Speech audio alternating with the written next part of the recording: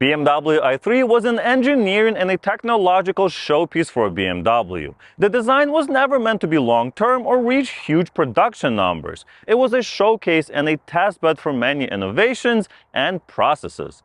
With production ended in 2022 after 8 years, I'm sure BMW has learned a lot in the process and is now implementing these findings in their new EVs.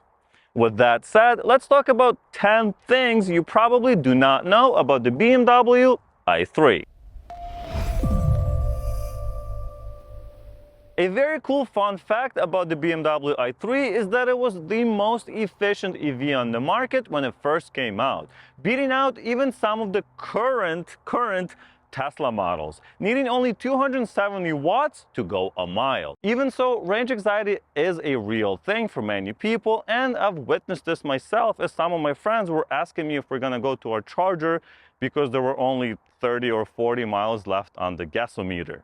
To battle this, BMW has doubled the battery capacity in 5 years and offered range extender for those needing longer trips. Until 2019, all BMW i3s also came with a heat pump, which means that the range wasn't affected during those cold months as with some other EVs. It's optional for 2019 and newer cars, so do check before buying. There are a couple of limiting factors when it comes to the powertrain as well. If you live in a very cold climate, you will have to precondition the battery before taking off, or your power will be limited. Preconditioning also helps if you live in a very hot climate. If you park your car on very hot asphalt and then you get in and drive fast, your AC will prioritize cooling the battery rather than you. If you precondition the battery before leaving though, it solves that problem as well. A second limitation is that the range extender, well, is just that. It's a generator for your batteries. It cannot maintain more than 70 miles an hour while on the highway. So there is some planning when going on longer trips. Interestingly, I have found myself strangely obsessed with squeezing as much mileage and power out of this car, out of every charge, and just obsessing with efficiency. I even run my front tires 3 psi over the recommended pressure for better tire wear and better rolling resistance. While I find it fun, I'm sure not everyone would agree. Part of the efficiency comes from the way it's built, more specifically the material the car is made from. BMW i3 uses many composite materials throughout the interior and exterior, of which many are recycled, and the entire car was designed to be holistically sustainable, not just to be electric. Materials, size, weight, everything. Efficiency without being excessive. Of course, BMW i3 was also the first mass-produced car with most of its internal structure and body made from carbon fiber reinforced plastics. There is almost no metal in this car, and that includes the body panels, which can be replaced much easier than on a normal car. All of this results in a BMW i3 being the lightest EV on the market that can comfortably seat 4. Small battery and a light body results in a car that handles a lot like a go-kart. It's a fun car to drive that's controlled but playful if you push it. Rear-wheel drive has excellent drive characteristics and allows for an accurate and light front suspension with no torque steer. The small rear-wheel drive city car is a real pleasure to drive swiftly, and other manufacturers are now following this formula as well. Just don't go on the highway, but if you do, check out this video on how to make it highway worthy, whatever it's gonna pop up. As you can see, this car has a lot of supercar-like features that no one would expect out of a little city runabout. And it doesn't end there. BMW i3 wheels are forged aluminum, which means they are lighter and stronger than a standard cast wheel. Once again, this reduces the weight of the car and improves handling due to less unsprung weight. These aren't without flaws, of course, as the very thin wheel and tire combination can make the car a little twitchy, and good luck finding more than a couple of tire manufacturers in this size. There are many design features and even flaws that most people may not know about. Some of these make the car look more modern than anything on the road still, or at the very least, very unique. One of the more obvious ones is that the front doors are frameless, just like they would be on a convertible, and there is no B-pillar thanks to the carbon fiber shell. This gives the car a very unique look with all of the doors open like this. While we're here in the back doors, if you look in the rear, you will find that there is no power window in the back. There's no button or anything. These are completely fixed in. They do not go up or down or anything like that. One of the more unique styling choices here is, of course, that the window drops below the belt line just like that. This is very controversial, but I personally love it for my dog as it gives her an unobstructed view out of the back, which is great, and out of the sides she can see way better. And I'm sure it's great for little kids as well. Last item you may not know about the rear here is that if you want to sit in the back of the car like I am here and you are alone, you will not be able to close the doors unless you climb through the front, as it's impossible to reach the front door from the back. It would be cool if they added, I don't know, power doors that auto-close and open with a button. Might have been a little gimmicky, but definitely a lot more convenient. Let me demonstrate. So I've closed this door and now there's no way for me to reach. I would have to go around, but then it's hard to reach also.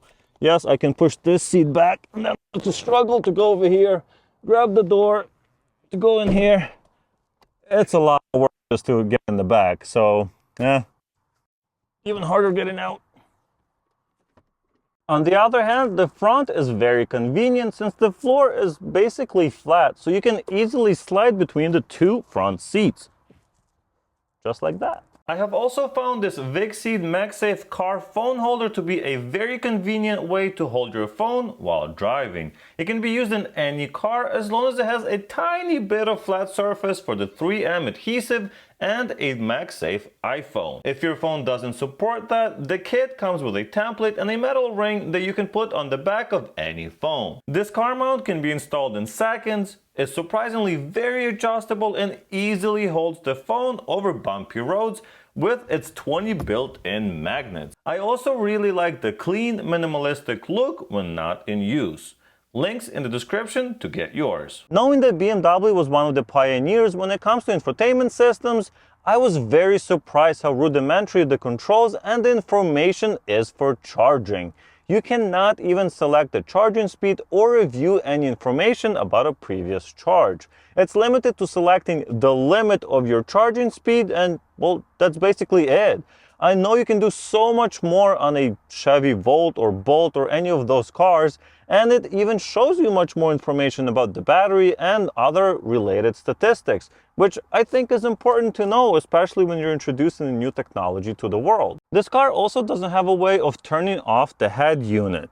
This button right here, you say, well, this is a power button. No, all it does is just mute the audio. This wouldn't be a big issue, but if you have a camera plugged in, like I have here, into the power socket right here, it will stay on the entire time the car is charging, which is kind of annoying. While we're here at the driver's seat, notice this blue strip that goes all around the steering wheel. That's not just for show, it's actually a sensor for adaptive cruise control. And even if you don't have that option, you will still have the sensor built in. Did you also know that hill assist works in reverse? Meaning if your car is facing downhill like it is now, but you put the car in reverse, so I just put the car in reverse, it will not roll forward. Not rolling forward. I have let go of the, see, my foot is off the brake and the car is not rolling forward. Pretty cool. Now if I put it in neutral, another unexpected item for me was that it costs more to insure than an average car or even BMW, mostly because of the unique construction and repair shops not equipped to fix them. If the shell is damaged, even if it's like a tiny little crack like this, in a lot of cases, the car is totaled. An even simpler example would be the windshield. On most cars, it's as simple as just replacing the glass, but on this car, it's a much more involved job as many trim pieces have to be removed. Lastly, if you love engine specs, stick around. Here are a few things you may not know about the range extender engine on this BMW i3. This car has the W20K08U0 engine. What does all of that mean? Well, W tells us it's a third-party engine, 2 is for 2 cylinders, 0 means it's the basic engine, 06 is the displacement in liters, U means it's a lower performance class engine, and finally 0 tells us it's the new development. The scooter engine produces 34 horsepower and 40 pound-feet of torque at 4,300 RPM, but that has zero effect on how the car actually drives. The electric motor is the only thing ever driving the rear wheels. This gas engine operates based on how much power is requested from it, which allows it to achieve 94% efficiency, and it will follow 5 different operating speed strategies based on your speed and state of charge.